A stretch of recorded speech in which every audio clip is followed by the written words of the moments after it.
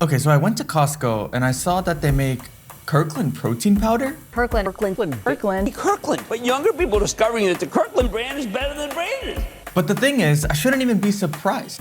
I did not realize how many Kirkland things I buy from Costco. Chicken, milk, painkillers, protein powder. The list goes on and on. Kirkland is everywhere.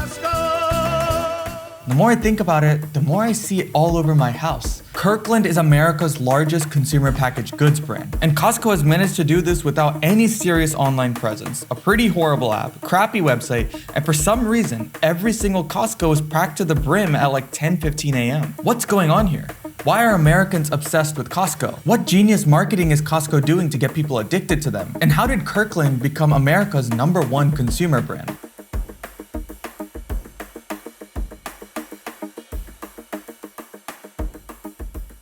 Okay, so did you know that Kirkland is actually named after Kirkland, Washington? That's because in the mid-1990s, Costco was merging with Price Club. The company's leadership wanted a brand that they could use to expand internationally. In the beginning, they only had about 30 Kirkland products, but that number grew quickly. Today, they have hundreds and hundreds of Kirkland signature products. And the only way Costco will make a Kirkland version of a product is if they can make it equal to or better than the current options on the market, while also being a cost-saving option for their members. Otherwise, why would Costco members buy them? Costco didn't want to just slap a label onto anything because that would just hurt their image. Unlike other companies that might have multiple in-house brands, Kirkland is the one label for everything. The Kirkland brand isn't meant to be some fancy or upscale thing.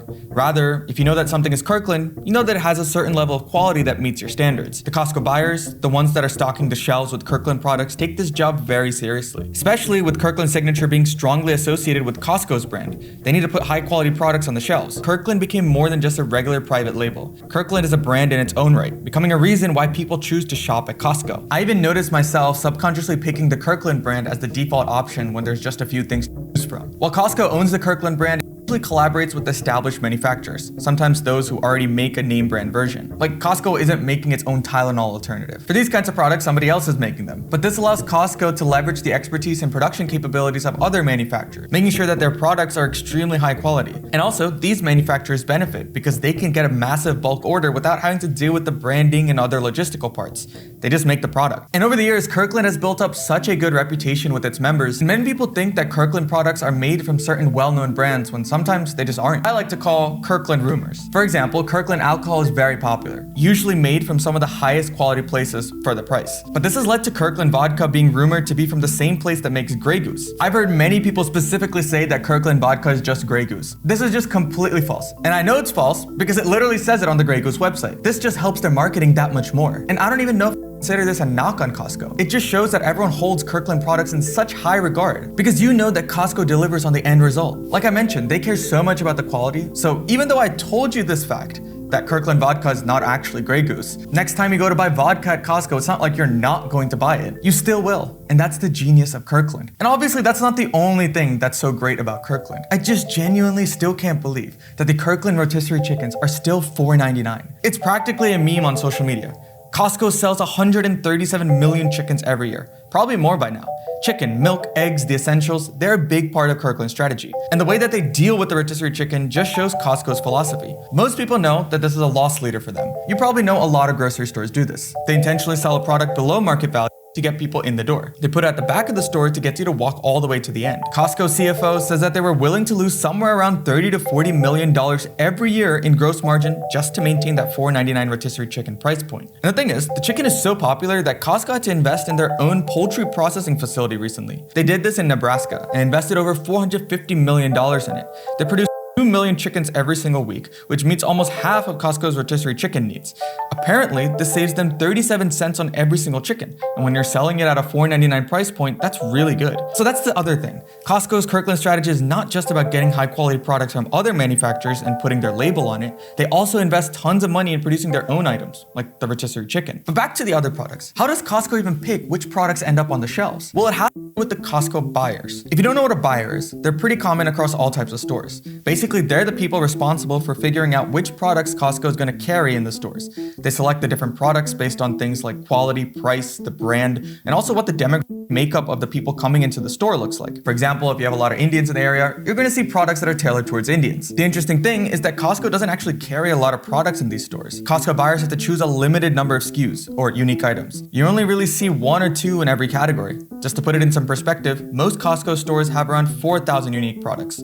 A regular supermarket would have maybe something like 40,000. Walmart has 150,000. And Costco does purpose. They keep the number of products really low. They focus on high-value products that fly off the shelves. They want these products to be turning over every day. And this also helps because they have a warehouse system where you don't have employees spending so much time taking the products out of the boxes and putting them on the shelves. It literally just comes off the truck and gets into the warehouse as is, which also helps their margins. Anyways, going back to the buyers, because you have a limited number of SKUs, the buyers are known for being pretty tough negotiators. Just think about it. There are so many companies trying to get their product into Costco because they know they can make so much money from the volume that Costco provides. Since Costco only has room for 1 or 2 products in a specific category, you're competing with all the other companies in that similar space. And Costco knows this, which is why they can leverage it to get a really great price, which they pass on to their members.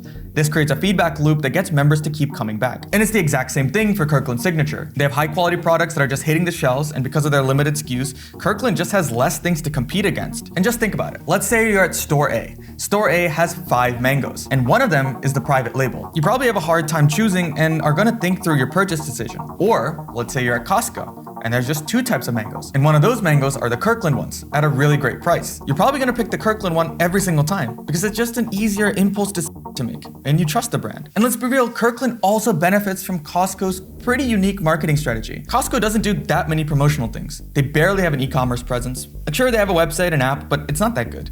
And they don't invest that much into it. And oftentimes when you ask somebody at the store about the website, it's treated as if it's a completely different business. They have different product offerings, they don't honor pricing between the website and the store, and oftentimes the prices are way different. Costco wants you to come into the store because their store is designed to extract your dollars. And here's how they do it. You might have heard about Costco's treasure style store layout. Sure, they have certain things in standard locations like the chicken, milk, and your basic necessities usually in the back. But in order to get you there, you have to flow through everything else at the Costco warehouse. This encourages you to navigate the aisles and spend more money. It's not like Costco is the only one doing this. Every store like Target, Walmart, they use the same tactics, but Costco just does it on another level. About 20% of Costco products are considered treasure hunt items. They're often limited in quantity, you don't know when they're going to come back in stock, and it encourages you to find something new, get excited about it, and put it in your cart. This is where Costco makes a good chunk of its money, not on the rotisserie chicken. It's on items like these. Oftentimes, a lot of them are Kirkland products as well. Costco wants you to it's a game. They want you to keep coming back in the store. This is also why a lot of people call Costco an anti-marketing master. Like I said, they don't spend money on traditional advertising. You've probably never seen a Costco ad anywhere. They definitely don't have any influencer campaigns. They don't spend money on TV ads, nothing. Costco relies exclusively on its membership model, low prices, and word of mouth to attract new customers and keep their old ones. Even when they increase the membership fee by a little bit and they start checking your card at the door, Costco knows that they don't have to do extra marketing to make up for that. So all this creates a cycle that gets you to keep coming back to Costco. Finding new things, getting excited about putting them in your cart, spending more money, and coming back all over again. In the end, Costco wins because nearly 30% of the products that you're buying, 1 out of 3 things, are Kirkland Signature, even if some of them are massive loss leaders. And you would think, okay, if it's that simple, why can't anyone else do this? Nobody can. Kirkland generates approximately $56 billion every year in sales, and that's not even including the gas that makes up another $24 billion. And because of Costco's volume, scale, consistency, and low SKU counts, Kirkland products are typically 20% lower than the national brands. This is just hard for other stores to do, to reach the scale and buying power necessary and even try to mimic Kirkland's success. Nearly every Costco customer is purchasing Kirkland left and right. Sure, there are other competitors like Walmart, Sam's Club that have their members mark, but still, nobody can do it like them. And even when Kirkland products fail, like for example, Kirkland's light beer that was shut down because people didn't want it, or Kirkland Cola, that was a thing, they discontinued that, or when they got some lawsuits, that doesn't really matter because generally speaking, Costco is prioritizing extremely high quality for as low of a price as possible with their Kirkland products. So even if there's a few mistakes along the way, Costco corrects the course. And over the years, you subconsciously build a sense of loyalty and trust with the brand. And even if another company comes by and tries to replicate it, they're not going to be able to penetrate years of loyalty that they've created personally with you. Jeff Bezos basically copied Costco's membership model with Amazon Prime. Well, Amazon does a lot of other crazy marketing things. I did a deep dive on that. Check it out right here.